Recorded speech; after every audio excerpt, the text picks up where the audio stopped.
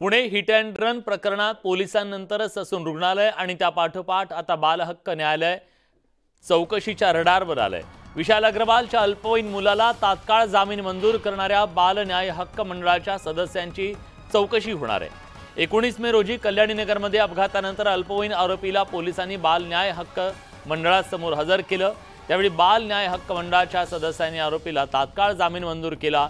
जामीन मंजूर करताना काही अटी घालण्यात आल्या। त्यात आरोपीला 300 शब्दांचा निबंध लिहिण्यास सांगितलं गेलं। वाहतूक पोलिसांना मदत करायला सांगितलं। भविष्यात अपघातग्रस्तांना मदत करायची अशी अट घातली आणि काही तासात त्याला सोडून दिलं। आता अपघात प्रकरणातील अल्पवयीन मुलाला जामीन मंजूर करणाऱ्या बाल हक्क न्याय मंडळाच्या सदस्यांना चौकशीला सामोरं जावं लागणार आहे। गेल्या आठवड्यात राज्याच्या महिला व बाल विकास विभागानं या प्रकरणाच्या चौकशीसाठी समिती स्थापन केली।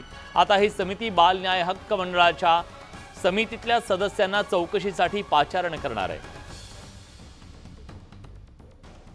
दरम्यान या सगळ्याबद्दल अधिक तपशीलवार बोलण्यासाठी आपल्या सोबत ज्येष्ठ वकील सत्या मुळे जोडले गेलेले आहेत। सत्याजी, स्वागत आहे तुमचं न्यूज 18 लोकमत मध्ये। ज्या प्रकारे 300 शब्दांचा निबंध लिहावा अशा प्रकारची अट घालणं, आणखी 2-3 अटी घालून त्या आरोपीला तात्काळ जामीन मंजूर करण्यात आला, हे सुद्धा चौकशीच्या घेऱ्यात येऊ शकतं का? जरूर। ज्या पद्धतीने आश्चर्यकारकरित्या असा निर्णय घाईघाईने घेण्यात आला, 19 तारखेला खरं तर रविवार होता आणि त्या दिवशी हा निर्णय घेण्यात आला, हा अत्यंत आश्चर्यकारक आहे। त्या निर्णयामधले जे कंटेंट्स आहे, त्याच्यामध्ये निबंध लिहिणे वगैरे हे जे काही प्रकार घडले, हे खरोखर आश्चर्य आहे। 3 जणांची समिती असते, 2 स्टेट अपॉइंटेड मेंबर्स असतात आणि 1 मॅजिस्ट्रेट म्हणजे ज्युडिशियल कॅडरचा मेंबर असतात। पण त्या दिवशी आश्चर्यकारकरित्या एकाच मेंबरनी ज्यांचा भूतकाळ देखील खूप कॉन्ट्रोवर्शियल आहे, अशा मेंबरनी घाईघाईत हा निर्णय पास केला आणि त्याचा समाजामध्ये खूप मोठ्या प्रमाणात उद्रेक झाला।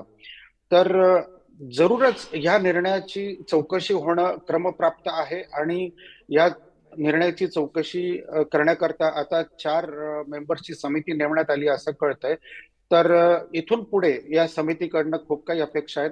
पण आता जनतेचं असं म्हणणं आहे, खूप आवाज जनतेतनं असे येत आहेत की आता कुठल्या भरोश्यावर आपण राहायचं की सेक्शन 15 खाली समजा ऑब्झर्वेशन होम निरीक्षण गृहामध्ये या बालकाला ठेवले तर हे एकदम योग्य निर्णय देतील की याला ऍडल्ट म्हणून आपण ट्राय करायचं की नाही। त्यामुळे हे एक मोठं प्रश्नचिन्ह आहे।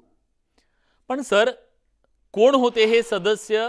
तुम्ही त्यांच्याबद्दल सांगू शकाल? कारण महाराष्ट्राला सुद्धा उत्सुकता आहे त्या महोदयांबद्दल जाणून घेण्याची। मी त्या महोदयांबद्दल नाव घेऊ इच्छित नाही, पण याच्या आधी ते रायगड जिल्ह्यामध्ये होते। तिकडे त्यांच्या अखत्यारीत येणाऱ्या संस्थेमध्ये एका अल्पवयीन मुलीचा मृत्यू देखील झालेला आणि त्यांच्यावरती चौकशी होती। त्याच्यानंतर ते पुण्याला आले। पुण्याला आल्यानंतर महिला आणि बाल कल्याण समितीच्या एका शिफारसीमुळे त्यांना ज्युव्हेनाइल जस्टिस बोर्डावरती घेण्यात आलं आणि ज्या पद्धतीने त्यांची जलद गतीने प्रगती झाली आणि ज्युव्हेनाइल जस्टिस बोर्डवरती त्यांची नियुक्ती झाली, त्याच्यामुळे खरोखरच त्यांचा आलेख भुवया उंचवण्यासारखा आहे। आणि इथून पुढे खरं तर आता अजून एक सर्वात मोठा प्रश्न उभा राहतो की खरोखरच तो मुलगा अल्पवयीन आहे का? कारण त्यांनी समजा त्याचं बर्थ सर्टिफिकेट तपासला असेल तर कशावरनं खरोखरच तो 18 वर्षाखालील आहे किंवा त्याच्यामध्ये देखील काही घोळ आहे, हे देखील खरं तर तपासण्याची आवश्यकता आहे। नुसता निर्णयच नाही तर सर्व परीने याची कसून तपासणी करणे अतिशय गरजेचं आहे। सत्य सर, साधारणपणे ज्युव्हेनाइल जस्टिस बोर्डाने असेल किंवा न्यायालयाने दिलेल्या निर्णयाच्या बद्दल बोललं जात नाही, नाराजी व्यक्त होते, पण त्याच्यावर टीका केली जात नाही। पण या प्रकाराच्या नंतर सामान्य माणसाची जी भावना व्यक्त झालेली आहे, ती भावना अतिशय तीव्र आहे। त्यामुळे या सगळ्याबद्दल नेमकी भूमिका घेता येऊ शकते का? त्या निर्णयाच्या बद्दल चौकशी करून त्यांच्यावर काही कारवाई करता येऊ शकते का? जरूर करता येऊ शकते, कारण याच्यामध्ये कसं आहे की ही जी समिती असते त्याच्यामध्ये एक ज्युडिशियल कॅडरचे मॅजिस्ट्रेट असतात। जरूर त्यांच्या निर्णयावरती चौकशी करणं हा एक वेगळा मुद्दा आहे, पण या व्यतिरिक्त या मॅजिस्ट्रेट व्यतिरिक्त 2 नॉन ज्युडिशियल कॅडरचे मेंबर असतात आणि ज्या महोदयांनी ज्या व्यक्तींनी ही ऑर्डर पास केली हे नॉन ज्युडिशियल कॅडरचे होते. म्हणजे हे स्टेट अपॉइंटमेंट सरकारने अपॉइंट केलेले मेंबर होते. त्यामुळे यांच्या निर्णयावरती जरूर चौकशी केली जाऊ शकते आणि त्यांनी असा निर्णय का दिला त्याच्या पाठीमागे काय रहस्य आहे याचा उलगडा होण्याकरता चौकशी समिती नक्कीच स्थापन केली जाऊ शकते.